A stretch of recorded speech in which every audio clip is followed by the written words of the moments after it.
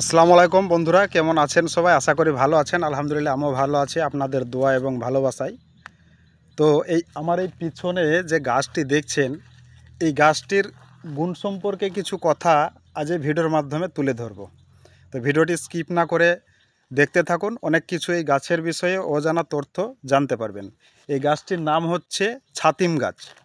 এই যে পাতাগুলা দেখে রাখুন, এই যে পাতা। আর এই গাছের এই বাচ্চারা যে রুল পেন্সিল দিয়ে লিখে, ওই রুল পেন্সিল যে কাঠে থেকে তৈরি হয় সেটা এই গাছের কাঠে থেকে তৈরি হয়।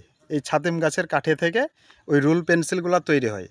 স্কুলে যে ব্ল্যাক বোর্ড থাকে ক্লাসরুমে, সেই ব্ল্যাক বোর্ডও কিন্তু এই ছাতিম গাছের এই কাঠে থেকেই তৈরি হয়। তো আর এই গাছটি অনেক রোগের ঔষধ হিসাবেও ব্যবহার করা হয়। এই গাছের পাতার রস। তো এর কোনো ফুল বা ফল হয়নি। তো এর ফুল অনেক সুগন্ধিযুক্ত। এর ফুল হলে অনেক দূর পর্যন্ত সুগন্ধি ছড়ায়। আর ফলটা অ্যাকচুয়ালি বরবটি, যে বরবটি আমরা সবজিতে ব্যবহার করে থাকি বা খেয়ে থাকি, সেই বরবটির মতো লম্বা লম্বা হয়ে ঝুলে থাকে। আর সেটা পাকলে তার ভিতরে তুলার মতো তুলা থাকে অ্যাকচুয়ালি। সেটা পাকলে ফেটে সেই তুলাগুলা বাইর হয়ে অনেক দূর দূর পর্যন্ত ছড়িয়ে পড়ে। তো এটা হচ্ছে সেই ছাতিম গাছ। এই গাছের অনেক উপকারিতা আছে। তো আশা করি দেখতে পাচ্ছেন, এটা অনেক দেখতে পাওয়া যায় অনেক জায়গাতেই।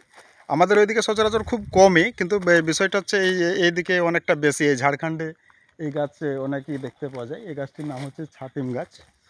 এই যে দেখুন পাতাগুলো ভালোভাবে। রুল পেন্সিল এই গাছের কাঠে থেকেই তৈরি হয়।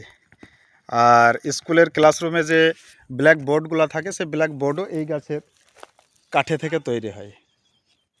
তো আসসালামু আলাইকুম, ভালো থাকবেন সবাই। আশা করি ভিডিওটা ভালো লাগবে। ভিডিওটা ভালো লাগলে লাইক কমেন্ট শেয়ার করতে ভুলবেন না, তাতে আরও ভিডিও বানাতে উৎসাহ পাই। আসসালামু আলাইকুম, ভালো থাকবেন সবাই।